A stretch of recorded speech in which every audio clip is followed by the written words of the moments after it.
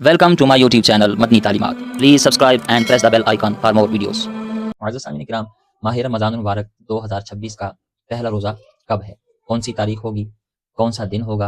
اور کس دن ہم نے تراویح ادا کرنی ہے؟ کس دن روزہ رکھنا ہے؟ انگریزی تاریخ کون سی ہوگی؟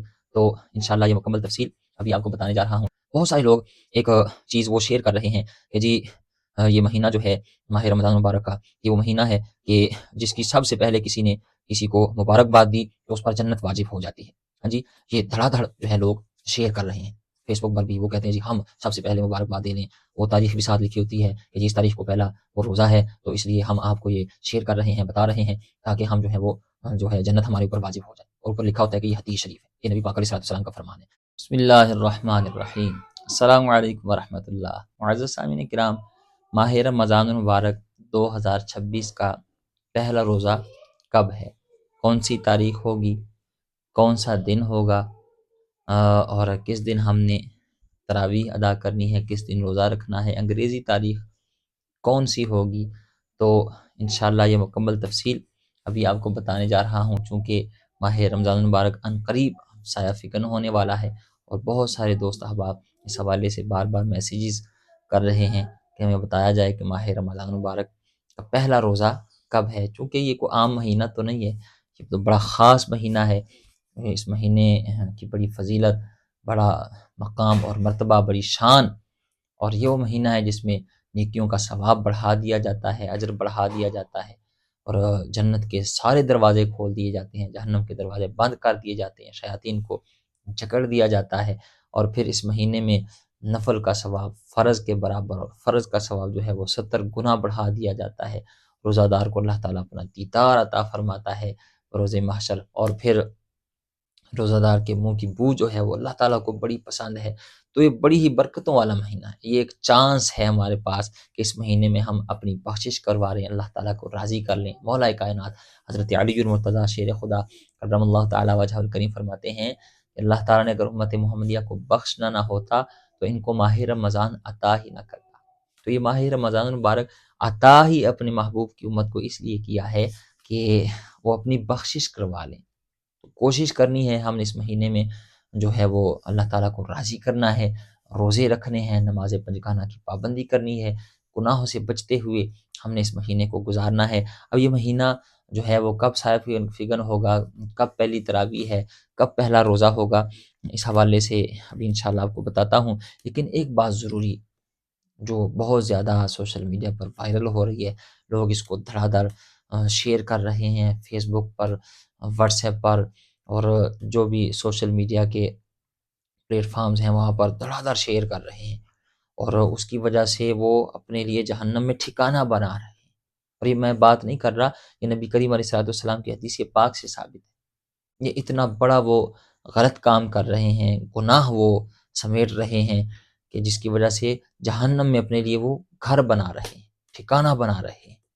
اور وہ اس حوالے سے وہ تو سمجھتے ہیں کہ جی ہم بڑی نیکی کر رہے ہیں.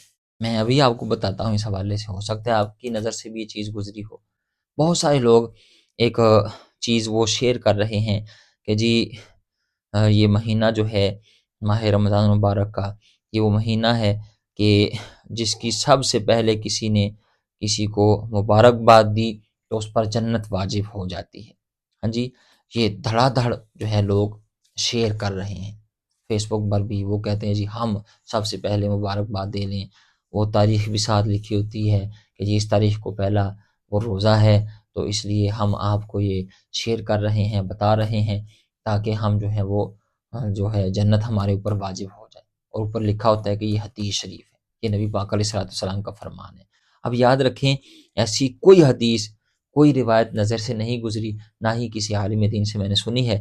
تو یہ جو بات ہے یہ بالکل من گھڑت ہے، یہ حدیث ثابت نہیں ہے، یہ من گھڑت بات ہے.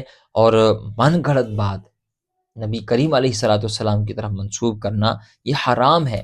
بخاری شریف کی حدیث ہے، حضرت ابو ہریرہ رضی اللہ تعالیٰ فرماتے ہیں نبی مکرم شفیع معظم رحمت عالم صلی اللہ تعالیٰ علیہ وآلہ وسلم نے ارشاد فرمایا جس نے مجھ پر جان بوجھ کر جھوٹ باندھا وہ اپنا ٹھکانہ جہنم میں بنا لے. جس نے مجھ پر جان بوجھ کر جھوٹ باندھا تو وہ اپنا ٹھکانہ جو ہے وہ جہنم میں بنا لے۔ اب یہ کتنا بڑا جھوٹ ہے جو نبی کریم صلی اللہ علیہ وسلم کی طرف منسوب کیا جاتا ہے کہ جس نے چاند وہ ماہ رمضان المبارک کی آمد کی سب سے پہلے کسی کو مبارکباد دی تو اس پر جنت واجب ہو جائے گی، اور اوپر لکھا ہوتا ہے کہ نبی پاک علیہ الصلوۃ والسلام کا فرمان ہے۔ تو یہ جھوٹی بات نبی پاک علیہ الصلوۃ والسلام کی طرف منسوب کرنا، پھر اسے فیس بک پر شیئر کرنا، واٹس ایپ پر سٹیٹس لگانا، دوسروں تک شیئر کرنا، ہاں جی، اور دھڑا دھڑ شیئر کرنا، تو خدا را یہ کام نہ کریں، اپنی آخرت بچائیں۔ ایسے ہی ہر چیز نہ شیئر کر دیا کریں، کسی مستند عالم دین کے پاس جائیں یا ان سے رابطہ کریں، ان کو بتائیں کہ یہ ایسی بات ہے بھی یا نہیں، یہ سچ ہے بھی یا نہیں، ایسی کوئی روایت موجود بھی ہے یا نہیں۔ ایسے ہی بس بلا تحقیق اور بلا تصدیق کے چیزوں کو شیئر کرنا، تو یہ جو ہے یہ بہت بڑا گناہ ہے۔ بلکہ مسلم شریف کی حدیث پاک ہے، حضور صلی اللہ تعالی علیہ وآلہ وسلم نے ارشاد فرمایا کہ مسلمان کے جھوٹا ہونے کے لیے اتنا ہی کافی ہے کہ وہ ہر سنی سنائی بات بیان کرے۔ تو لہٰذا جو ہے وہ ایسی وہ روایات پر مشتمل میسیجز اور ایسی پوسٹیں شیئر کرنا، اس سے بچنا چاہیے اور اپنی آخرت کی فکر کرنی چاہیے۔ تو یہ بہت لازمی ضروری بات تھی جو میں نے آپ سے کرنا تھی۔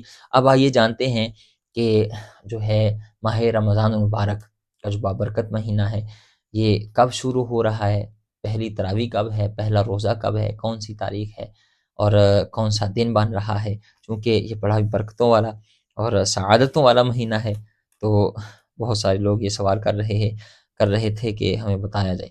تو اس حوالے سے یاد رکھیں، یہ جو اسلامی مہینے ہوتے ہیں نا، یہ کبھی 29 کے ہوتے ہیں اور کبھی 30 کے ہوتے ہیں۔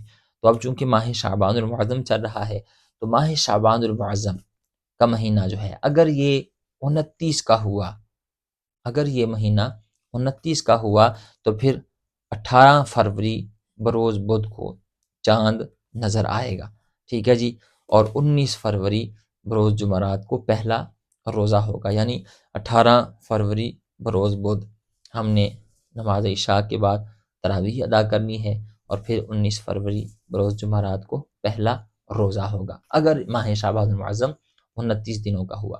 اور اگر ماہ شعبان المعظم یہ پورے 30 دنوں کا ہوا تو پھر جو ہے وہ پہلا روزہ جو ہے وہ 20 فروری بروز جمعہ کو ہوگا، اور 19 فروری کو نماز عشاء کے بعد یعنی فرضوں کے بعد ہم نے نماز تراویح ادا کرنی ہے۔ تو امید ہے یہ بات آپ سمجھ چکے ہوں گے، اور اس حوالے سے میں پھر آپ سے عرض گزار ہوں گا کہ اگر کوئی ایسی پوسٹ آئے، کوئی ایسا وہ اسٹیٹس آئے، کوئی آپ کے ساتھ شیئر کرے، تو آپ اسے بھی آگاہ کریں، اسے بتائیں کہ یہ چیز درست نہیں ہے، تو بہت بڑا گناہ کر رہے ہو، اور اس تک یہ میرا پیغام پہنچائیں تاکہ وہ گناہ سے بچ جائے۔ امید ہے بات سمجھ گئے ہوں گے۔ اللہ تعالی ہمیں سمجھنے کی، عمل کرنے کی توفیق عطا فرمائے۔